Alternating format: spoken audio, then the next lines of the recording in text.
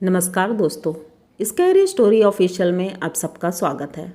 आज की कहानी की तरफ बढ़ने से पहले चैनल को सब्सक्राइब कर लीजिए और अगर कहानी अच्छी लगती है तो प्लीज़ लाइक एंड कमेंट करना मत भूलिएगा।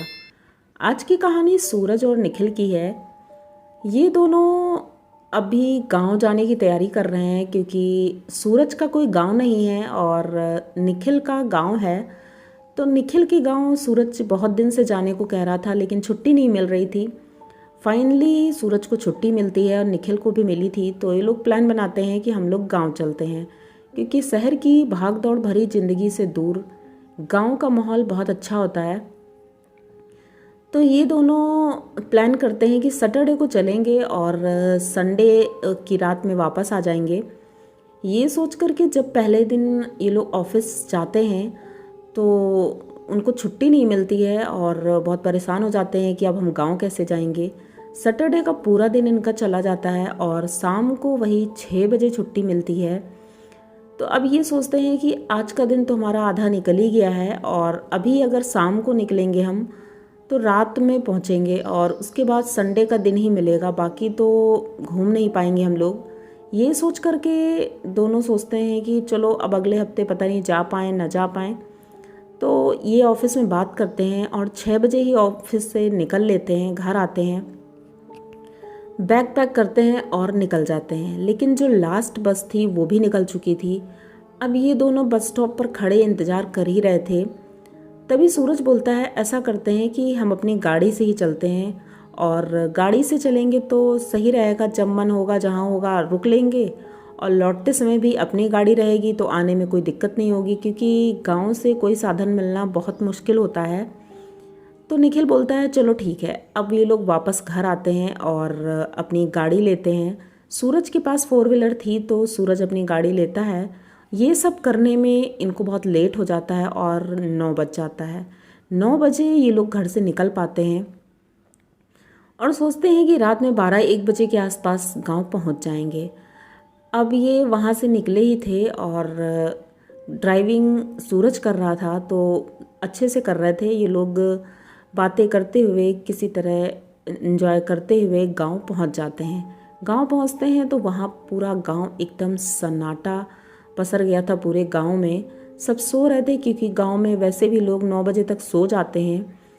तो निखिल अपने दरवाजे पर पहुंचा ही था तो उनके चाचा जी वेट कर रहे थे। निखिल ने फ़ोन कर दिया था तो वो बाहर ही मिल जाते हैं और इन दोनों को अंदर करते हैं। ये लोग जाते हैं, हाथ मुंह धुलते हैं, फिर खाना वाना खाकर सो जाते हैं।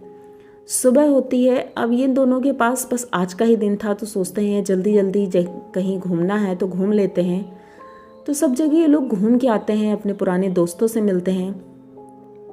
निखिल सूरज को सबसे मिलाता है। उसके बाद निखिल का एक दोस्त था राहुल।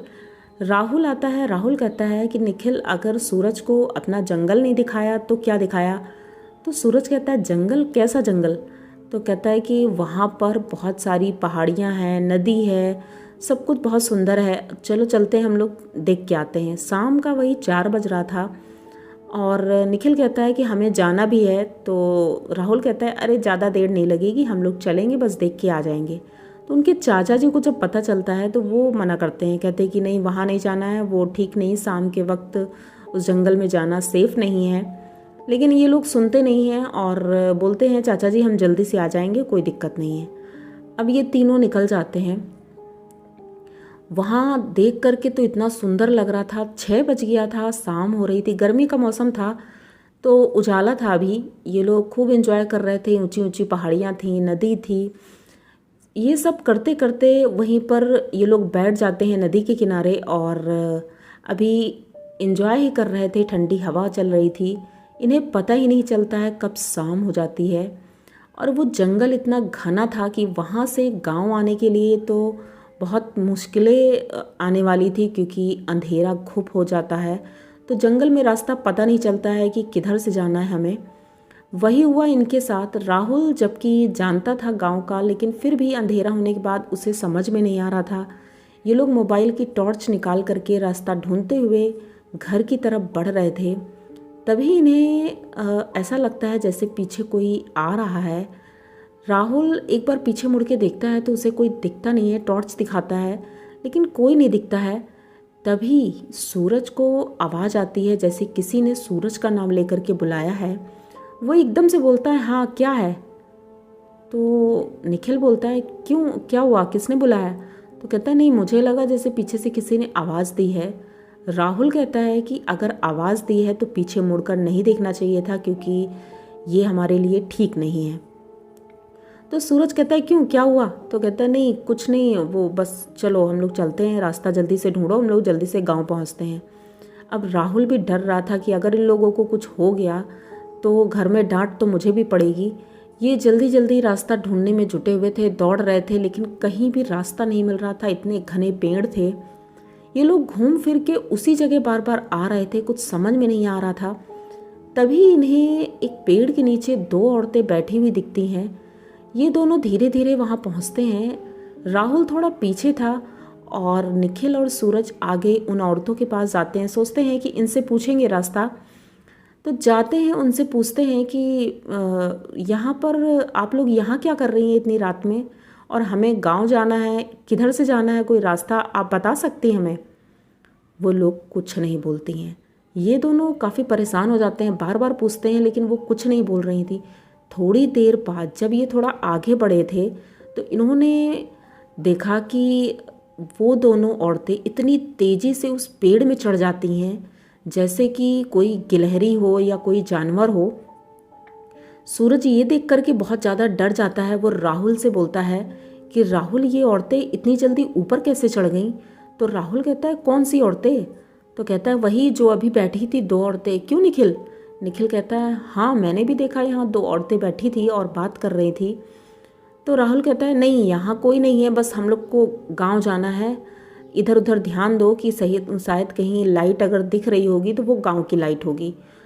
अब ये लोग फिर रास्ता देखने लगते हैं। तभी सूरज को दिखता है कि वही दोनों औरतें आगे आगे जा रही हैं। तो सूरज कहता है, देखो मुझे लगता है गांव का कोई है और आगे आगे जा रहा है, हमें इनके पीछे जाना होगा।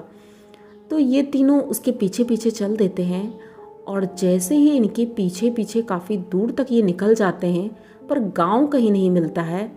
और वो दोनों औरतें एक पहाड़ी पर पहुंची थीं, वहीं से वो दोनों औरतें कूद जाती हैं। ये लोग एकदम नज़दीक पहुंच गए थे और अंधेरे की वजह से इन्हें समझ में नहीं आ रहा था हम कहाँ जा रहे हैं।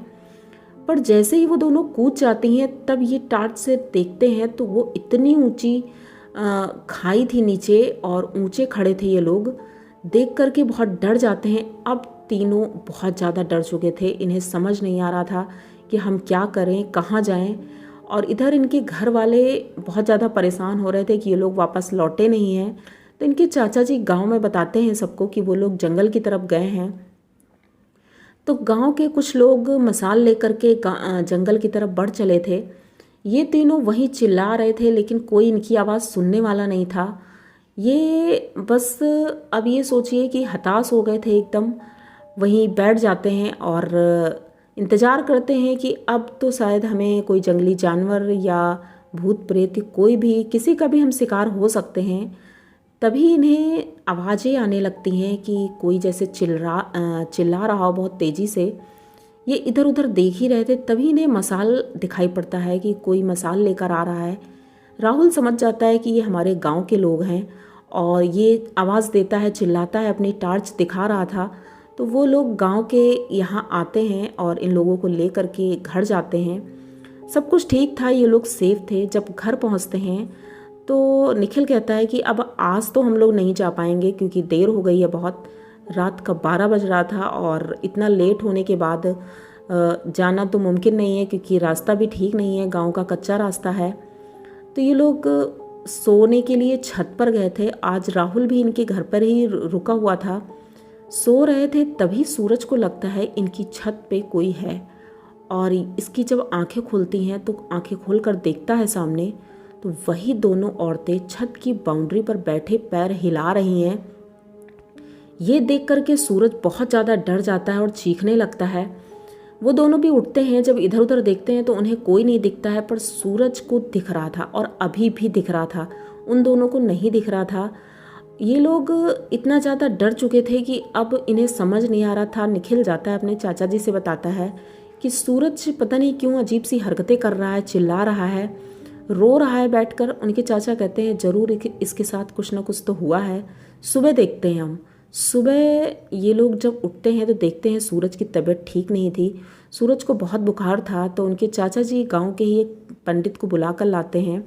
वो पंडित जी सूरज को देखते ही बता देते हैं इसके ऊपर किसी चुड़ैल का साया है और इसकी तो पूजा करनी होगी वरना ये इसकी जान ले लेगी, क्योंकि उन्होंने आवाज़ दी थी और इसने आवाज़ का जवाब दिया था, इसलिए वो इनके पीछे पड़ गई हैं। पंडित जी पूजा करते हैं और उसे ताबीज़ एक बनाकर पहनाते हैं, जिसके बाद सूरज की तबीयत तो ठीक नहीं होती है, लेकिन हाँ अब वो औरतें सूरज को नहीं दिख रही थी। धीरे धीरे सूरज की तबीयत ठीक होने लगती है और 2 दिन इन लोगों को गांव में और रहना पड़ जाता है, क्योंकि जब तक वो ठीक नहीं हो जाता है तो निखिल ने कहा था तब तक हम नहीं जाएंगे। जब उसकी तबीयत ठीक होती है तो ये दोनों शहर आते हैं। निखिल अपने घर वालों को बताता है और सूरज भी बताते हैं और ये बताते हैं कि ये तो अच्छा हुआ कि हमारी जान बच गई, वरना वहाँ से जिंदा आना चाचा जी बता रहे थे बहुत मुश्किल है। राहुल को बहुत डांट पड़ी थी हम लोगों की वजह से, तो वो भी बहुत शर्मिंदा था कि उसकी वजह से आज ये हो सकता था। तो सूरज और निखिल ये घटना तो कभी भूल नहीं सकते हैं। उन्हें आज भी याद है कि उनके साथ ये सारी चीज़ें हुई थी और आज भी उनके दिलो दिमाग पर ये एकदम बस गया है। तो ये कहानी आप लोगों को कैसी लगी? अगर अच्छी लगी हो प्लीज़ चैनल को सब्सक्राइब करिए, लाइक कमेंट करिए, शेयर करिए और बने रहिए हमारे साथ। इसी तरह की नई और अनोखी कहानियाँ मैं लेके आती रहती हूँ। तो मिलते हैं फिर किसी नई कहानी के साथ, तब तक के लिए डरते रहिए।